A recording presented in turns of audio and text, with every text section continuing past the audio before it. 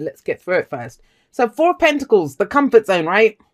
Now, this isn't always a bad thing. I've had people ask me that, saying, is the 4 of Pentacles always a bad thing? No card is always a bad thing. It works on a spectrum, right? So we have the highest vibration of a card and we have the lowest vibration of the card. The highest vibration of the 4 of Pentacles is that you know what is of value to you. And if you follow me on Instagram and you've been following the Taurus manifestation challenge that we've been doing, I talked about this. This is that life raft. You know, when we're on that piddly little raft, we want something new. We want to go, we want that job, the relationship, whatever, or expansion or growth, the Empress. We want that. And yet we're stuck. We're afraid to let go of the raft that when we don't want to dive into the maybe shark infested waters, right? And so this is not always a bad thing. We know what's of value to us. We've reached a place of stability. It might not look like much to other people, but it's all that you have. It's of value to you. And Taurus season is big on that. You know, what is of value to you? Who is of value to you? So it's holding on to what's of value to you. Sometimes that's all you can do. That's why it's the miser card. If you only had 4 gold coins or 4 pentacles lying around, you're not going to just leave them lying around. You're going to hold on to them because that's all you have. And yet, what this card says is that nothing ventured, nothing gained. If you don't risk your security or stability, or, you know, in this case of this person, she lets go of those, invests them, spends them, does something with what she has, she won't get more. She won't lose what she has. And sometimes that's all we can have. But then it's about owning that. Now, the fact that it's coming up as an underlying energy, those of you that are happy with where you are and are ready to hold on to it, then I don't feel like the rest of the message would be for you. Because it's not about that. This is only the underlying energy. So it might be that, you know, coming into this week, that's where you are. I need to hold on to what I have. The world is coming up with this. Now, the world, it is actually a victory card. No, it doesn't feel like it. She's sat on top of the world there. Look at the butterflies. It's almost like that's her victory wreath. There's always a victory wreath in the world card. Hers are made up of butterflies because she's gone for this transformation. And the world signifies the end of a major life cycle. Major life cycle. You have 7 cards in front of you here. 3 of them are major arcana cards. So that's, you know, our life path. There's a big change coming in there. And yet with the world card, what it basically says, you know, we might not see anything different around us, especially with that card coming up. The job's the same. The relationships are the same, you know, wherever you are. But the world card is saying, look, you have gained everything that you need to out of that situation. It's Saturnian lessons. You've reached the end of that cycle. You've taken anything now. If you kind of stay in those situations, and when we stay in situations, that doesn't mean physically leaving. Everything is always about us internally first. Then the changes play out around us. The Hermit says that here. And so the world card is saying to you, look, you've learned the way things are. You've kind of gained everything that you can out of it. It's changed you. It's transformed you. You've reached the top of that mountain. Enjoy the view for a moment because you're going elsewhere. Now, a lot of you have been left like this thinking, oh my God, you know, all right, fine. Got to this place now. Can we just stop here for a moment? I don't want to go forward. What do I do? But it's big. The reason there's this coming up, where you're trying to play it safe, I think for some of you, for others of you, you're kind of weighing up the cost of what it's going to cost you to do this. How long it's going to take you. That's another thing I'm getting from this is timing. Is the 10 of Pentacles coming up here? You know, it's your legacy. This is why it feels so big. What did I come here to do? Some of you might be asking yourself that. Did I come here just to be in these kinds of relationships, to do this kind of a job? Is this what I truly came here to do? Now, even if you're committed to a person, a path, a situation, whatever, when you get this kind of an energy, there's something in that dynamic that is asking to be changed. It's asking to be changed. I think it's how much you get out of it. And whenever we talk about whatever we get out of a situation, it's always about how much we put into it as well, right? Well, we'll get into that. So 10 of Pentacles is the legacy card. I always see this as the oak tree, that mighty oak tree that has been stood there for hundreds of years. And nothing's going to take it down. It's sturdy and it's strong. This card comes up usually in this kind of a position when I get clients coming to me and they're saying, how do I find a long-term committed partnership? How do I pick my path? How do I do that career or build that business that I want to do? Time, my lovelies. Time is what it takes. Especially with Saturn coming up there, you know, the card for Saturn. Saturn is old father time. And that's what the 10 of Pentacles is. And I remind you that That oak tree never comes in fully formed. It's not going to come, an oak tree just shows up at your door. It doesn't work that way. This is the work of a lifetime. This is why it's called your legacy. It's what you commit to long term. And so there is this kind of weighing up. And I know I don't have the Two of Pentacles here, but I can almost see it or feel it. With this coming up, it's like, well, I've finally gotten to this kind of place of stability and security. Do I have enough to kind of commit to this path or this legacy? Or, some of you might be thinking, is it time now to nurture this, to grow this, to whatever it is that you're coming to? The energies can be applied to any area of your life. Now, for some of you, with the Page of Pentacles coming up as a past foundation. So, it's the past, so it's the foundation of the present. Last week, last month, last year, it doesn't matter. Page of Pentacles here means you've either put a little bit into this or you've gained a little bit back. There's been something small here. So value to you. It's giving you that foundation that you're at. But the Page of Pentacles, it's also the student. I see this as the student, the one who revises and keeps going over the same kind of texts and stuff to learn what they need to learn. But you've already learned that. The World card tells you that. You've learned everything that you need to. So literally, some of you might have been a student. I don't know, been taking evening courses or doing a degree or whatever it is that you've been doing. But because the Page of Pentacles goes over it and over it again. This is also boring. When I first started learning the tarot, and I had my own reactions to some of the cards, and I always saw the Page of Pentacles as boredom, but it was always temporary. A situation where we couldn't really progress and grow and do more because it was about studying at that time, whether it's studying life, or we didn't have a lot to put into something. It was repetition. Sustained effort in that area was going to get us what we wanted. And that's the Page of Pentacles. It's come up in the past. You've done that. You've done that. But I kind of feel like you're being directed, Gemini, to look at the bigger picture now. Like, where are you going? What was the point of doing that? Whatever little bits and pieces you've been doing or you've been going through. Because Pentacles are about our security, our stability, our support system. It's the physical. So that's our physical bodies. That's our money in the bank, investment, savings, our homes, even our relationships. Anything that gives us physical security and support. It's what we're building. But it always comes from the seed. I always see the Pentacles as the seeds as well. We plant that seed. You have that seed at least now.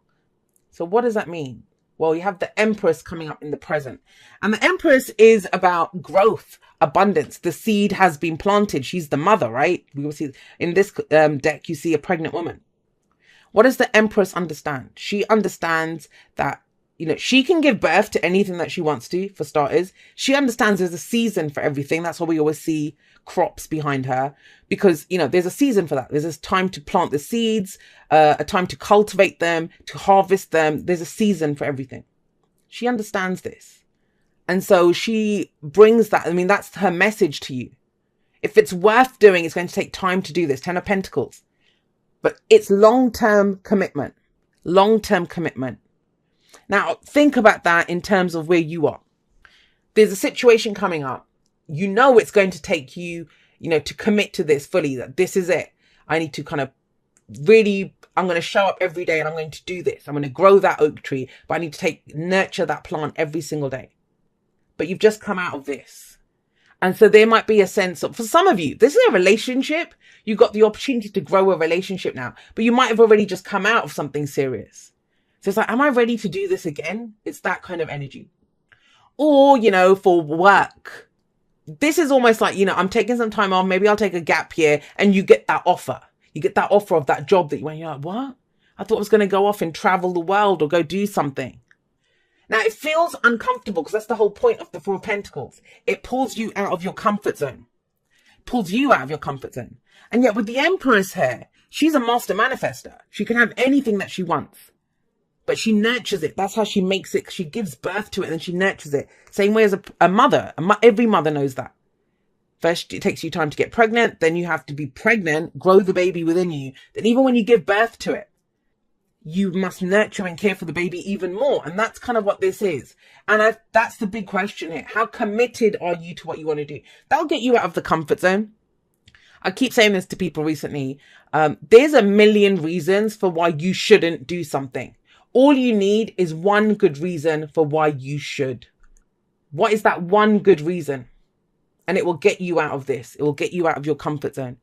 And I feel like you've gained that. It's knowledge that you've gained. The World card is saying this. there's almost a sense of the magician here, which is very easy to say to Gemini because that's the card for Mercury, right? So it kind of feels like that way for you guys, but it's almost that, you know, you have everything that you need. You have everything that you need. Little by little, you've been kind of storing it away. So you have everything that you need now to commit, but it's that question mark of, do I do it? Do I take that final step? Do I do that final push? You can. You can. But you have the Hermit coming up here. And the Hermit is a card, it's a card of self-empowerment. That's how I see the Hermit card. I know people see it as being alone, you know, taking a step back and doing all of that. But why? Why does the Hermit go off alone? Why does the Hermit go off to seek answers within? Because the Hermit is looking for where can the Hermit affect change in a situation? Where does the Hermit have the power to change a situation? It's the card for Virgo, so it's a card of discernment. It's a card of discernment. And what does that mean? It means what gives me hope? How do I feel within? What's going on inside of me? Before I start building this, before I commit to this. Because if this is a should, then yeah, the pause is great. If you're kind of saying, well, I should do this, I studied for this, and, you know, all of that, that's not the right way to go about it. Because you're kind of forcing yourself to do something.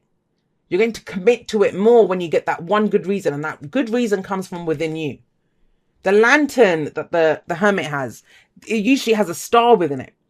I don't know if you can see a star within this one, but usually there's a star within that, and that's your hope. What gives you hope? What lights the way for you? Now, I want to be clear on this. I feel like this is a great opportunity. She says that. The Empress coming up there says that.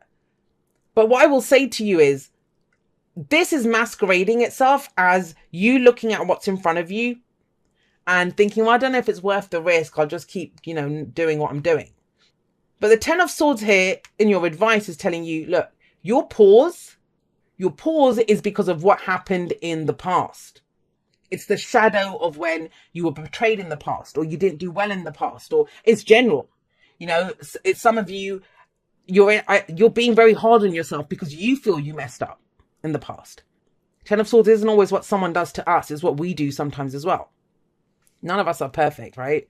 Or even in the fact that we're not perfect, that's what makes us perfect. We're a work in progress and a masterpiece all at the same time. And yet I want to allay your fears around the Ten of Swords because, yeah, things might have gone tits up in the past. The Ten of Swords says that.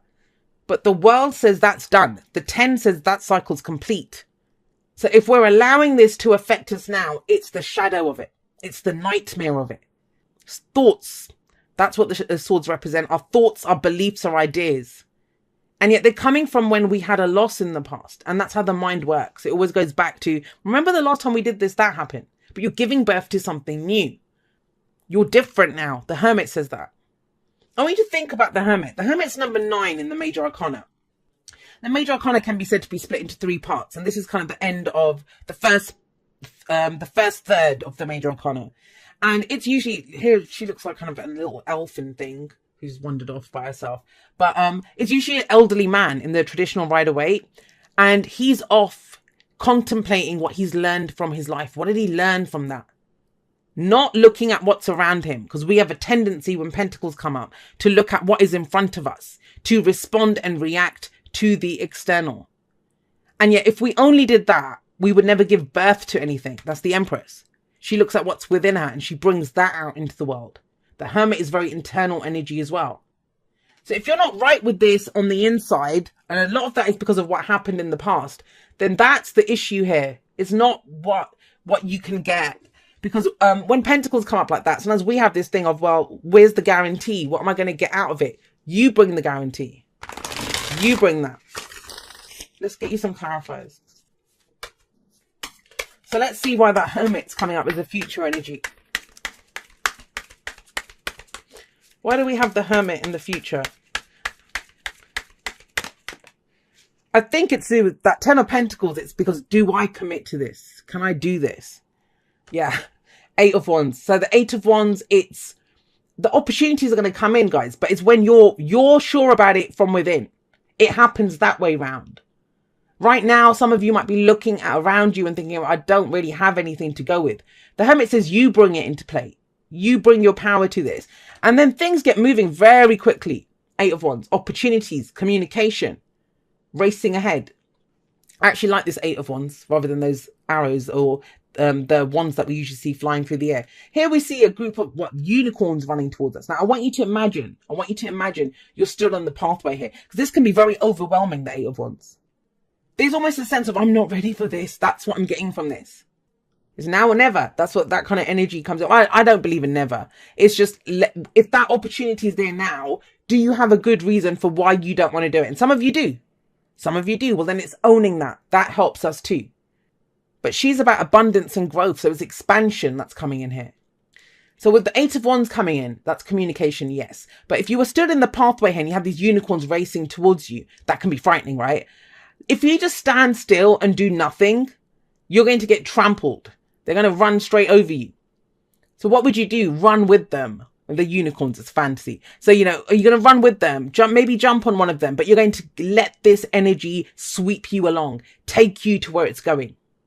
But this is open and direct communication, using the energy that's there, but it comes from within. For some of you, you might have to be the person who puts that out there, because this can be about the information that we need, but the Hermit's coming up.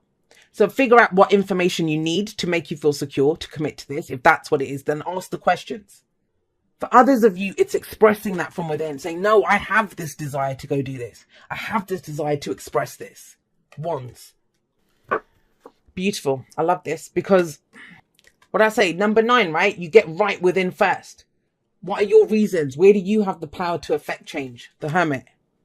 Number 9. Well, there you go. There's number 10. The Wheel of Fortune. The opportunities come in. When we get right within ourselves, decide, yes, I'm in, I'm committed, I'm going to give it my best shot. You send that out. You send that information out. Now, you know, this is where the wheel turns. It says that you might not have done well in the past. This might have happened before. Doesn't mean it will happen again. That wheel is always turning. It's a new season, a new day. You may not have been ready for it in the past. Nothing to say that you're not ready for it now. But we do this thing of, you know, I'll believe it when I see it. No, this is, I believe it. Not even I believe it. I believe me. I believe I'm going to give this a shot. I believe I can do this. I can commit to this. I can grow this. I can expand this. I can have this. A little bit of a crisis of faith coming up here, but in oneself, I kind of get that. But the opportunity, trust that, guys. This is looking back. This is looking forward. Both of these cards talk about opportunities. But if we're not looking for those opportunities, and think about it, she comes up first.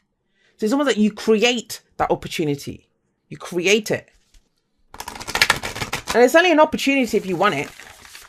I mean, I'll give you an example. So, you know, there's always people that they want to be my friend, or, you know, you get asked out. Now, that's an opportunity for me to have new friends or to have a new lover or something.